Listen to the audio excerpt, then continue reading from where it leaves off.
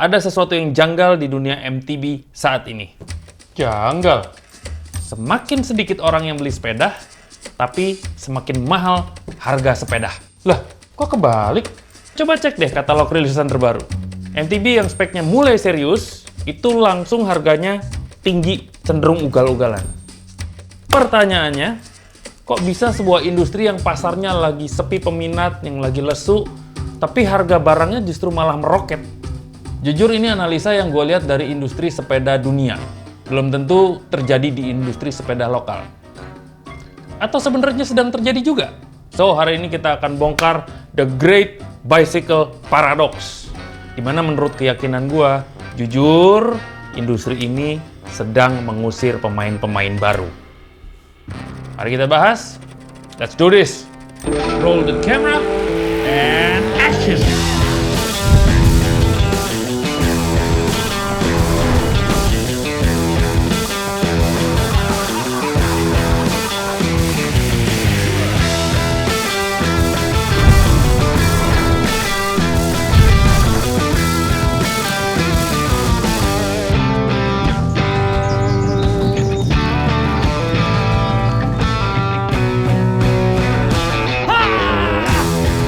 Let's do this!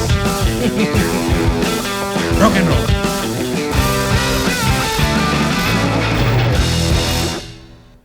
What's up rock and roll? Mari langsung ke permasalahan. Gua menemukan sebuah paradoks yang ajaib. Yaitu di saat peminat sepeda tuh lagi nggak tinggi nih sekarang nih, nggak setinggi waktu zaman pandemi. Brand-brand banyak yang bertumbangan juga. Acara-acara event-event juga nggak seseru dulu. Otomatis peminat kan turun ya. Tapi anehnya harga sepeda tetap plek di atas tinggi. Buat gue ini paradoks. Karena mestinya kalau demand gede, harga boleh deh tinggi. Kalau demandnya kecil, harga harusnya turun. Ya kan? Demand and supply, hukum demand and supply. Ini justru demandnya kecil, harganya tinggi. Makanya gue bilang The Great Bicycle Paradox. Nah, untuk paham paradoks ini, kita harus balik dulu ke zaman pandemi tahun 2020 lalu. Waktu pandemi terjadi, tiba-tiba permintaan sepeda tuh meledak gila-gilaan. Itu bicycle boom di seluruh dunia, termasuk di kita kan. Semua orang pengen sepedahan. Jaga jarak, ya udah naik sepeda semuanya. Itu bikin permintaan meledak dan itu bikin panik pabrikan. Karena mereka yang terbiasa cuma bikin 1.000, tiba-tiba permintaannya 10.000. Itu panik karena komponen nggak ada. Kok mendadak permintaan banyak? Panik. Wah, ini gimana nih, mesti diapain nih? Akhirnya mereka ngejar produksi secepat-cepatnya. Bahkan saat itu waktu tunggu untuk suplai produk dari Shimano doang itu bisa sampai 1.000 hari. Waktu tunggu 1.000 hari. Dan karena permintaan besar, takut kehabisan stok, semua brand dan distributor itu melakukan ordering. Jadi order, wah dilebihin deh. Oh permintaan 10.000, siapa tahu 15.000, dilebihin 15.000 gitu loh. Gila-gilaan secara masif. Mungkin mereka mikirnya market trend ini bakal panjang, men. Tapi mereka salah total. Karena di tahun 2022-2023-an, barang yang mereka pesan dari Asia akhirnya selesai dan masuk membanjiri pasar. Dan sialnya, di saat yang sama, minat atau demand masyarakat justru lagi ngedrop. Covid udah selesai, semua kembali aktivitas, nggak ada yang mau main sepeda lagi. Komponen barang sangat banyak, tapi pembelinya nggak ada. Overstock. Lalu, what next? Nobody buys new bikes. Nggak ada yang beli sepeda baru. Sementara semua pihak udah keburu punya utang kredit, utang ke bank, utang ke investor. Mereka punya kewajiban-kewajiban finansial yang harus dilunasin, harus dibayar. So, demi menyambung napas dan bayar utang-utang itu, dimulailah sebuah keterpaksaan yang terniscaya di dunia ekonomi, yaitu perang diskon. Perang diskonnya ekstrim banget, sampai 50%. Sepeda baru di diskon 50%, men. Temen gue si Dodi itu sampai beli Specialized Levo dengan diskon sampai 50%. Lu gila. Harga berapa? 120 berapa, terus jadi 60 apa kalau nggak salah. Bisa segitunya, padahal baru. Grass, e-bike baru. Otomatis lama-lama margin hancur, Cash flow pasti meletot-meletot karena ya tambal sulam, gali lubang tutup lubang. Dan sudah bisa dipastikan secara ekonomi akan terjadi gelombang bankruptcy, gelombang kebangkrutan. Banyak brand yang bertumbangan saat itu. Ada Kona, ada YT Industries, ada Nookproof, ada Rocky Mountain. Ini pada ambruk semua. Belum lagi brand-brand butik kayak Poly Bicycles, Guerrilla Graffiti, bruk, hancur semuanya. Bahkan sampai raksasa sekelas Giant di 2026 ini pun Giant masih mengalami penurunan margin drastis.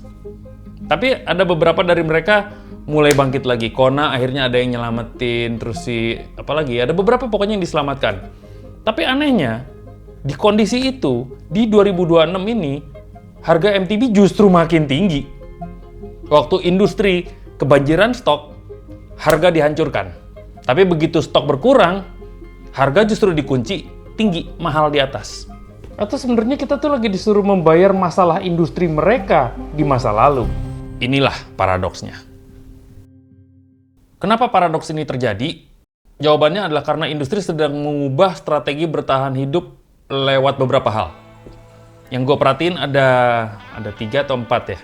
Pokoknya yang pertama adalah the new price baseline. Harga dasar baru.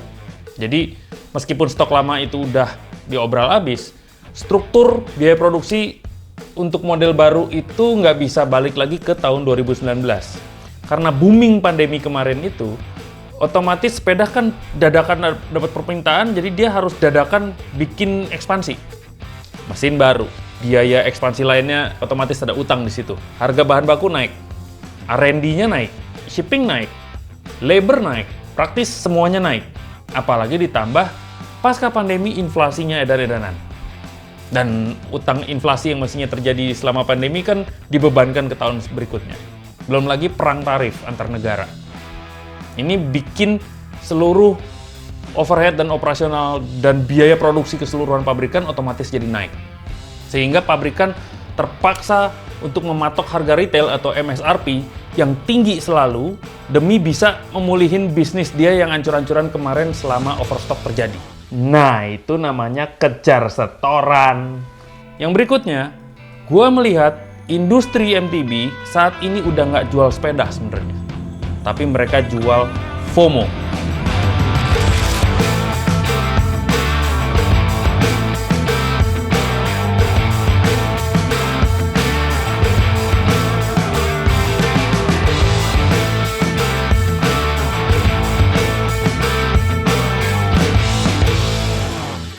Untuk itu mereka merangkai medan tempur di dalam format perang spek.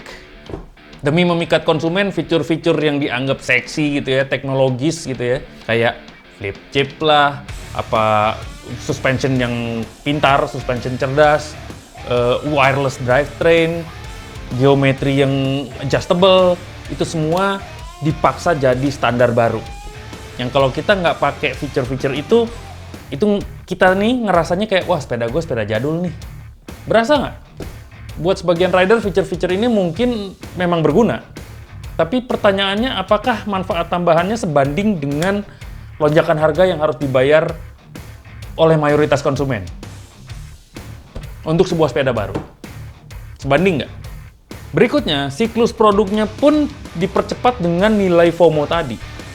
Bisa dibilang, kasarnya nih, tiap semester tuh ada produk baru, ada komponen baru, kayak ada update baru, ada revisi desain baru, ada kombinasi desain baru, selalu terjadi. Kayak jualan iPhone tuh. Yes, kayak iPhone. Industri nggak lagi fokus untuk bikin sepeda buat semua orang, buat kita kaum ikan teri nih. Mereka menggeser target marketnya ke kelas ikan kakap. Apakah penghobi sepeda berat, atau orang kaya yang punya daya beli tinggi. Artinya strategi mereka berubah dong. Mending jualan unit sedikit dengan harga premium daripada mesti jualan banyak tapi murah, ya kan? Dan yang gue amati berikutnya adalah pembatasan supply. Pabrikan kayaknya belajar dari trauma overstock kemarin. Jadi tahun ini pabrikan tuh sengaja gue batasin deh stok gue. Daripada gue oversupply dan gue nggak bisa ngabisin, mendingan gue undersupply tapi udah pasti jelas-jelas akan habis. Dan dengan semakin sedikit supply-nya, otomatis harganya semakin tinggi. Harga sepeda baru dijaga tinggi di level atas. Oke, porsi update feature-feature lebih diprioritasin daripada jumlah unit. Strategi ini mungkin oke buat industri, tapi ada korbannya.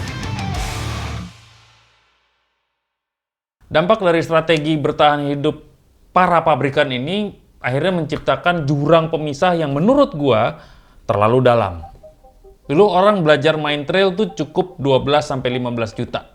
Lalu ketika dia mau naik dikit, pengen punya pengalaman yang lebih, mencoba masuk ke kategori full sus yang mulai serius, itu udah langsung toing loncat ke 40 juta. Dan ketika dia mau masuk ke full sus premium, udah langsung di 60, 80, 100, udah langsung, udah deh. Terus naik tuh. Nggak ada middle price-nya tuh kayak nggak ada. Correct me if I'm wrong, tapi gue nggak ngeliat itu.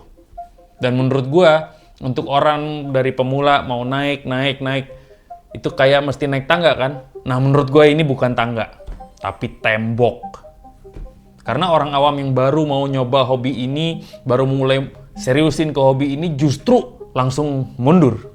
Pas tahu harga sepeda yang dia idam-idamkan itu bisa setara seharga mobil second.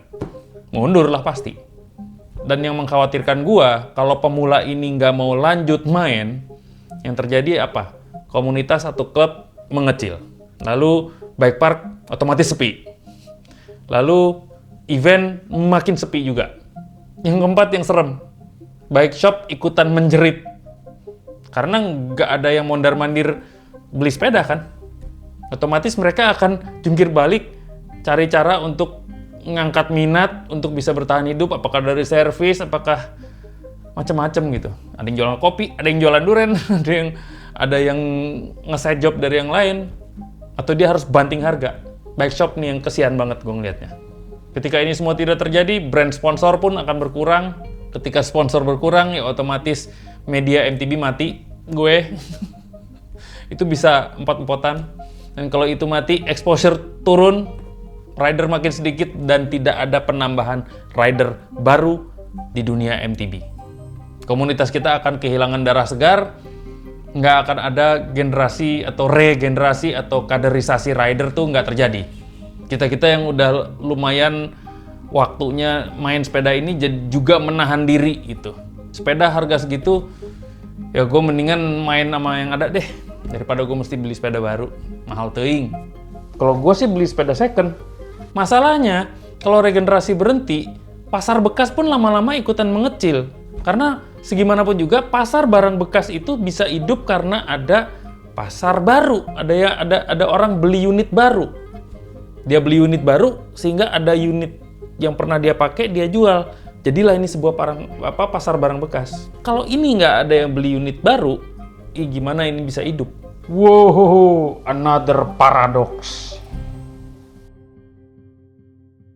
Mungkin strategi ini berhasil menyelamatkan brand, investor, dan bahkan distributor kalau mereka sanggup adaptasi demi laporan keuangan tahun ini atau sampai ke tahun depan deh. Tapi apakah ini akan berhasil menyelamatkan olahraga MTB 10 tahun lagi? Di sini gue mencoba untuk membedah fenomena ini dari sudut pandang subjektif gue ya. Jadi ya memang ini opini pribadi. Subjektivitas gue terhadap industri MTB ini. Menurut keyakinan gue sebagai hobiis MTB kelas teri banget ya. Teri sampai ke ikan kerapu deh. Jujur ini janggal dan nggak fair. Seakan industri itu lagi kayak ngubah MTB dari hobi olahraga atau olahraga hobi menjadi luxury hobi. Hobi mewah. Kayak mau digeser ke situ gitu loh. Sepeda jadi kayak produk eksklusif yang dibatasin gitu aksesnya. Seakan kayak melepas diri dari prinsip sepeda itu sendiri yang membebaskan. Jujur ini analisa yang gue lihat dari industri sepeda dunia. Belum tentu ini terjadi di industri sepeda lokal. Atau sebenarnya sedang terjadi juga? Well, gue bisa aja salah. Makanya gue pengen denger dari pendapat lo. Apakah ini memang strategi yang tepat untuk menyelamatkan industri? Atau justru strategi yang pelan-pelan bikin MTB justru bikin kita semua kehilangan generasi mountain biker berikutnya? Tulis pendapat lo di kolom komen. Kalau ini dijadiin podcast sama pelaku industri, lucu juga tuh. Menarik. Thanks for watching guys, and I'll see you in the next video. Rock and roll.